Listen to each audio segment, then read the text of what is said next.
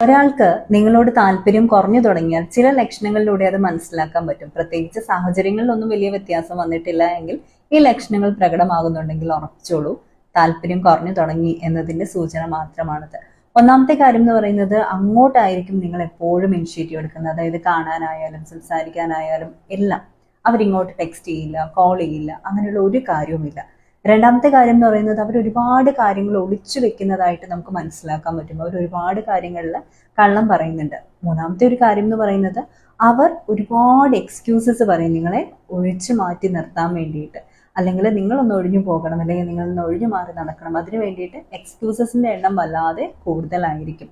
നാലാമത്തെ ഒരു കാര്യം എന്ന് പറയുന്നത്, അവർക്ക് നിങ്ങളൊരു ലീസ്റ്റ് പ്രയോറിറ്റി ആയിരിക്കും. അവർക്ക് മറ്റെല്ലാ കാര്യങ്ങളും ചെയ്ത് കഴിഞ്ഞിട്ട് ഏറ്റവും ഒടുവിൽ സമയം കിട്ടുമ്പോൾ നിങ്ങളുമായിട്ട് കോണ്ടാക്ട് ചെയ്യാം എന്നുള്ള രീതിയിൽ മാത്രമായിരിക്കും അവർ ഇരിക്കുന്നത്.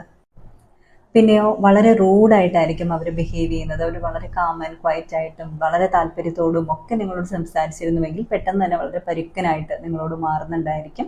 പിന്നെ ഒരുമിച്ച് നിങ്ങൾ എൻജോയ് ചെയ്ത പല കാര്യങ്ങളും പിന്നീട് അവർക്ക് വലിയ ബുദ്ധിമുട്ടാണ്, എനിക്കത് പറ്റുന്നില്ല, എനിക്കത് ഇഷ്ടമല്ല എന്നൊക്കെയുള്ള രീതിയിൽ അവർ പറഞ്ഞു തുടങ്ങുന്നുണ്ടെങ്കിൽ ഉറപ്പിച്ചോളൂ, ആ വ്യക്തിക്ക് നിങ്ങളോടുള്ള താല്പര്യം വല്ലാതെ കുറഞ്ഞു തുടങ്ങിയിരിക്കുന്നു.